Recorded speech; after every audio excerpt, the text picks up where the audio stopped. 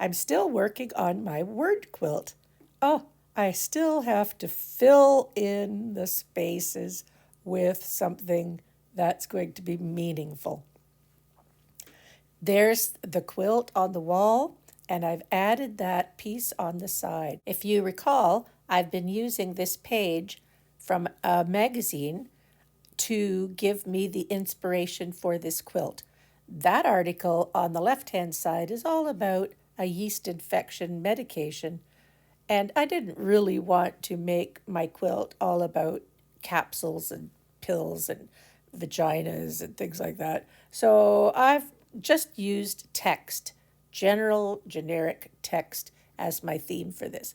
The right hand side of the page had a very lovely little story about friends meeting at a nail salon, and there were some really positive words in that side of the page. So I've I'm going with this words theme, text theme. And it's not that hard to pick out things that are going to give you inspiration, but you have to make a story out of it somehow, and you have to be able to figure out how you can add that to a quilt. I made the words into a little puzzle, I guess, where they intertwine or interlink. And I've made a long, narrow border for the side of my quilt. When I started thinking about this project, I was going to make it in this kind of a format with words in boxes across the top and down. But when I started picking out the words, they were too many letters to be able to put them into a little box unless I just embroidered something in that little box. So I've started applique. I'm not very good at applique. I haven't really done much in my whole life. Hand stitching has never been my forte. But here I am with my fabric in my hand and my needle and thread. And it was interesting to do. I tried using a hoop, and that really didn't work for me because I'm not used to doing this. So I just soldiered on and just made sort of bubble letters for this word going down the center of my first strip. And I I used a little bit of glue based to hold the edges of the part that you fold over so that there's no raw edges on it. Uh, I'm not going to try to tell you how to do applique. That is not something that I think I should try to tell anybody to do because I really didn't do a very good job, I don't think. But I've done a job and I have made it. I've made this task and I've done it. And I feel accomplished for the things that I have done. So when I had the first word, conversations, appliqued down the center of my strip, I decided I was going to try to make some pieced words, and that is fine for me. But they are always looking a little unique, not quite as uniform as they might have been. And so, with the number of letters in each of the words that I have selected, I'm going to have to choose different methods of applying those letters to my side strip. So, the word upbeat is pretty easy. It's rounded, and I think I can applique that one on. Know my name. I thought I would just put it on the background fabric and then just sew the background fabric to my quilt. And that's what I did. And I'm going to do that with a couple of the words. So as I look down the list of all of these letters, I am just continuing on. It's taken me about, sometimes a day to get one word on. Sometimes I worked on it for 2 or 3 days just to get one word. So it's taken me about 3 weeks to put these words down the side of the quilt. And that's a very long time commitment for me in making a quilt. So I was getting a bit frustrated at points, but it worked. I persevered and I kept on with it and I kept doing it and it got finished to my satisfaction. Some of the letters are a little bit hard to read, maybe, but I think I can fix some of that when I'm doing the machine quilting later on. My eyes and my arthritis and all of the things that afflict me gave me a run for my money doing this.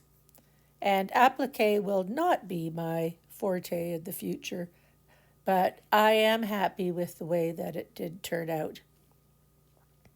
The word experience that you're looking at now, I actually used a substance that you iron onto the back and then iron it on. The word experience, what I did with that one was I used an adhesive and I ironed on the letters because they were very small for me to applique. And then I used my sewing machine to put a stitch around the outside to hold them all on there tightly. So for the next bunch of letters, I used a couple different methods. Laugh was also a pieced word.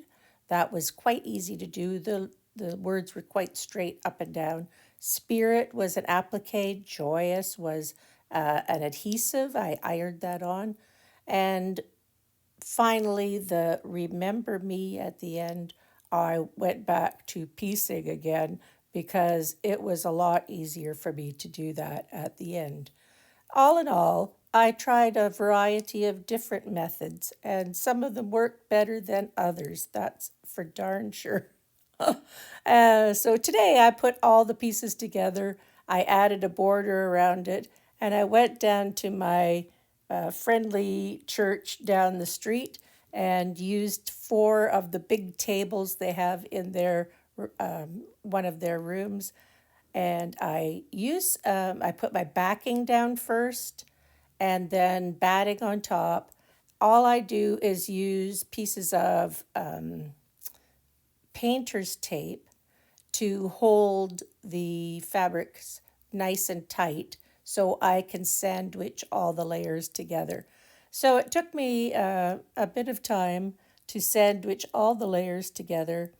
And at the same time, we were having fun talking with the other ladies that were there and enjoying a bit of socialization, which is always good when you are working on a quilt.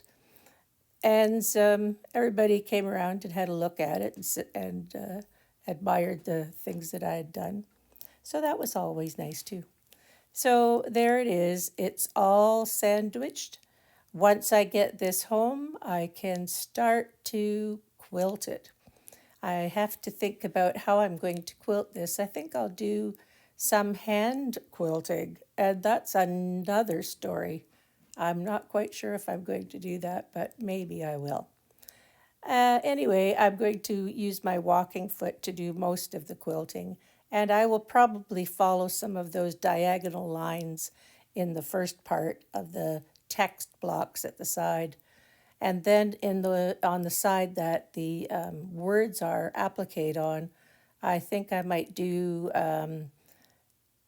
meandering around the words, and I'll outline the words so they pop out a little bit.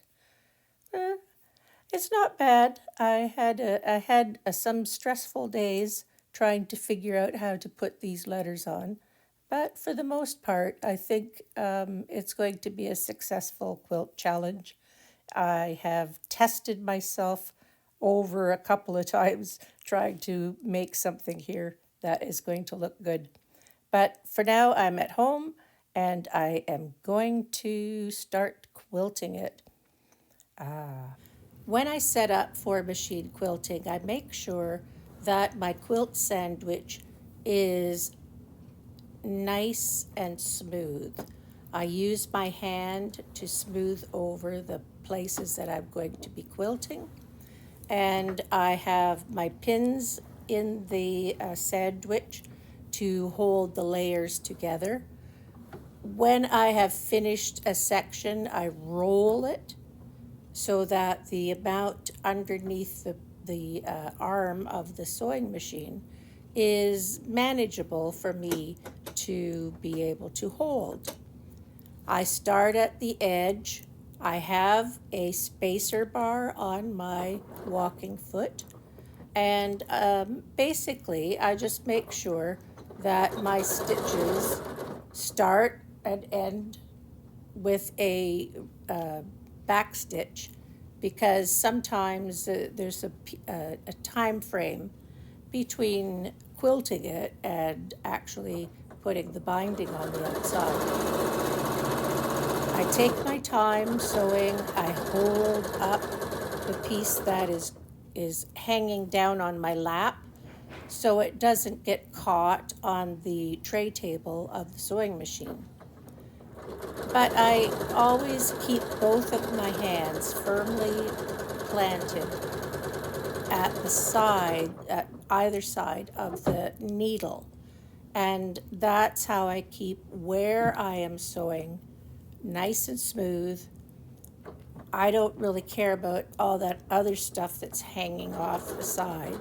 I just want to make sure that the space between my hands is smooth and I can sew at a pace that is good for me.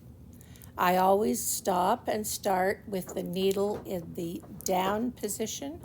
So when I stop to adjust things, the row of stitching is going to stay straight and even. There won't be jig-jags as I start up again. And it's just a matter of take your time, keep a smooth flow. I have to be careful of my back and my shoulders, so I make sure that I'm sitting at a right angle, not hunched over, not reaching up too high or down too low. So I have a stool that I sit on that keeps me at the right height. I've also got a cushion on my stool because that makes it a bit more comfortable. So it's just a matter of keep things even, have good light, and just keep on sewing. When I get to the end of 3 or 4 rows, I take it out and I look at the back to make sure that there's no tucks or puckers on the back side. But this is a pretty good method for me. So I just continue until I get to the next stage. I am going to do this first part, the left side of the quilt, just a diagonal row of straight stitching. And the part that has the words down the right hand side, I am going to do some free motion stitching with that. But if you recall, the piece of fabric that is going to get the free motion stitching is only about 18 inches wide. And so I can keep that between my presser foot and where the sewing machine arm arcs around. So that space in there is going to be quite good for accommodating the free motion stitching.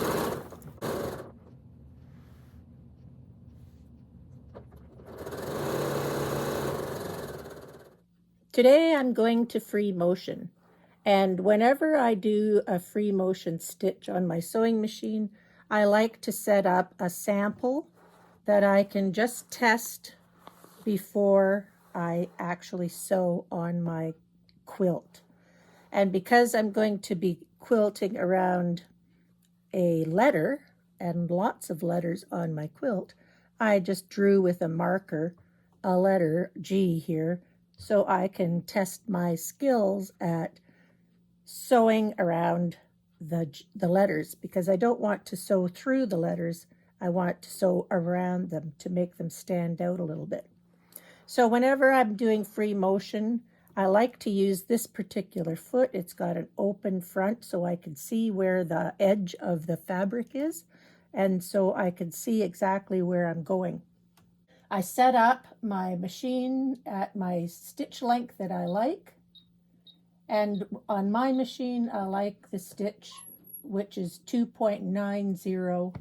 I don't know what that really refers to, but it's the speed. It's not the speed, it's the distance between the stitches. But when you are free motion stitching, you are controlling the speed at which you move the fabric.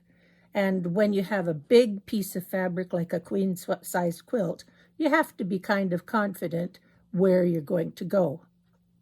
But for now, I'm going to do this. And secondly, when I do free motion, I usually do a little drawing. I usually do some kind of little drawing on my notebook to give me some idea of what I might use in the display that I'm going to put on. But with this particular fabric, it's black and white. It's got a graphic on it already, and a lot of free motion stitching isn't going to be visible, but it is going to cause the letters that I want to raise out of the surface. So I'm going around the letters. I should have put more letters on here, but I'm just testing this right now. So I start at the edge. I can go backwards, I can go forwards. I use garden gloves. At the end of the gardening season, the garden gloves at the hardware store go on sale for about $1.99. And if I really wanted to, I could cut the fingertips out of them, like quilting gloves. But these work just a treat, and they've got nice grips on them, and it's easy to help me move things around. So I'm cheap.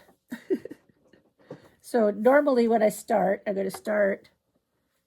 If I start in the middle somewhere, I hold the upper thread, turn the hand wheel around one time so I can bring the lower thread up to the top. That way they don't get tangled up underneath. And I just hold them while I make a few stitches.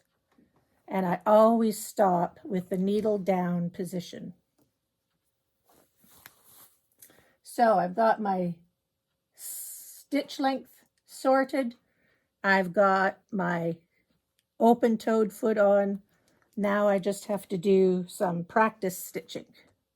I'm going to hold it with one hand, but normally on a big quilt, I would hold on both sides. There. I'll just do this with one hand. So I can go in the backwards form, I can go in a sides form.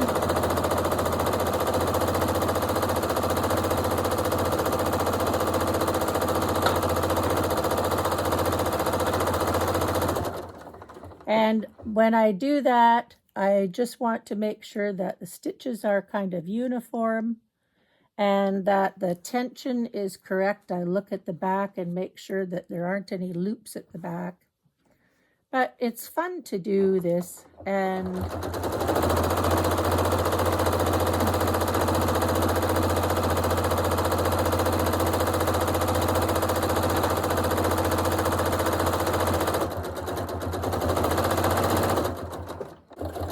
so when I do free motion, I like to go in one direction, turn,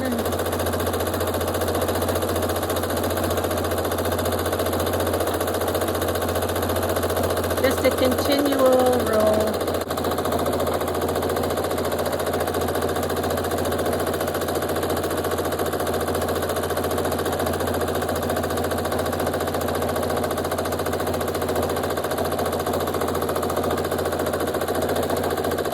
So here I come to the edge of my letter.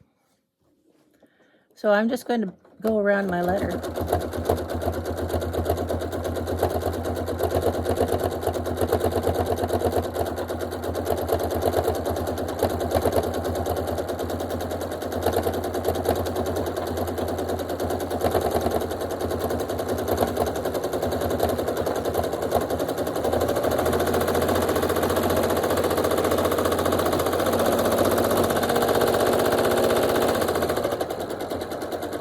So the tension looks quite good here, front and back. I'm ready to sew on my quilt. And going around the letter gave me some control. I just slowed down. It's easy to do. Always have a test sampler, good consistent speed, and that you can see that your stitches are going to be not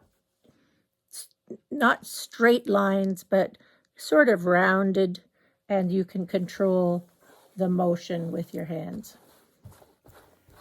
Haha, there I am with my gloves on. I'm ready to start my meandering, my free motion stitching on my quilt. I have done my test, as you saw, and I'm quite confident that holding the quilt sandwich firmly between my hands allows me to move it in a smooth direction one way and allows me to do the turns and the quarters. I do have to take off my gloves to take pins out because I still have pins in there. And that's one reason why I might cut the ends of the gloves off so that I can take the pins out without having to take the gloves off. It's a little thing, but it makes it a little faster. And I see my spool is bouncing up and down too. I'm getting close to the end of my spool of black thread, so I have to be careful not to waste it. But anyway, I'm concentrating, I'm looking at what I'm doing, I'm holding my hands firmly at the sides, smoothing things out when I need to, making sure the bottom is, I can fold it up at the edge. It's all good. Usually I pick a strip of about 6 or 8 inches and I make my way from the outside edge to the center part, then come down and then go back towards the outside edge. I find it's easier to keep things in alignment that way, and I find it's easier to make sure that I manage to put free motion stitching in convenient places. I don't want to cross over my stitching lines too much. I want to just have nice uniform stitches all the way across. Here I'm just continuing on, slow and steady. Sometimes I feel like this is a turtle race. It's taken me 6 weeks of my time to make this quilt from start to finish. I started at a workshop one time in the beginning of November, and I was making my plan at that point. I was reading the article, and I was making my plan and doing little doodles in my notebook. And by the time I left that day, I had a lot of my black and white squares made for the left-hand side of the quilt. I wasn't quite sure what I was going to do with the other side of the quilt yet, but here I'm almost done. I can see the end today. I'm going to finish it. All in all, I think I've accomplished quite a bit with this. I've learned some things about appliqué. I embroidered. I used embroidery to outline some of the letters, and that one word, that upbeat word, I embroidered red around it because that was the little homage to the red nail polish that they used in the nail salon in the story that I was using as my inspiration. And free motion quilting is always a bit of a stickler for me. It's a little bit hard on my fingers, but I did manage to my satisfaction complete the free motion stitching on this. And I like making stories with my quilts. I picked out some of the meaningful words in the story in the article, and I'm very happy that the words that I chose were uplifting. And certainly, remember my name is one of the things that I'm most proud of picking that one out. I think that's very nice. People can look at the quilt, read that, and maybe get some inspiration to help them through some difficult times. So, choosing the fabric, providing tips, the fabric letters, the colors that I chose, they were all serendipity. I had a lot of black and white text fabric, and I had some text fabric that had that sort of blue green color, and so I went with that. I would also encourage you when you pick your backings, pick something that is a busy pattern or an overall pattern.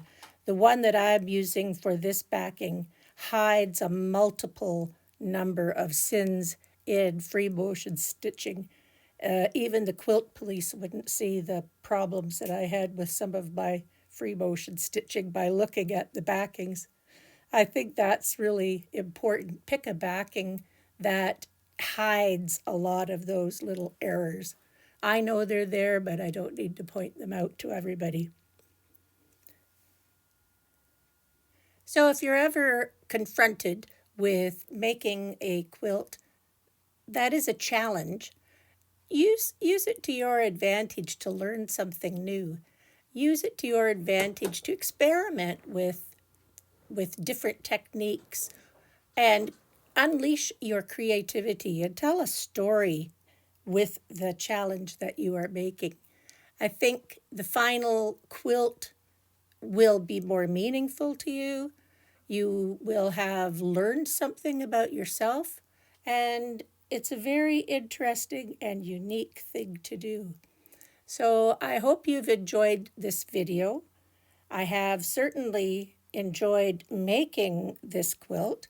It has been a challenge for me, and I really respect the fact that I have finished it. Now, I'm just going to show you the final product, all finished and all ready on the wall. So if you did like this video, please give me a thumbs up. And if you haven't already, please subscribe. Until next time, thanks for watching and see you soon. Bye.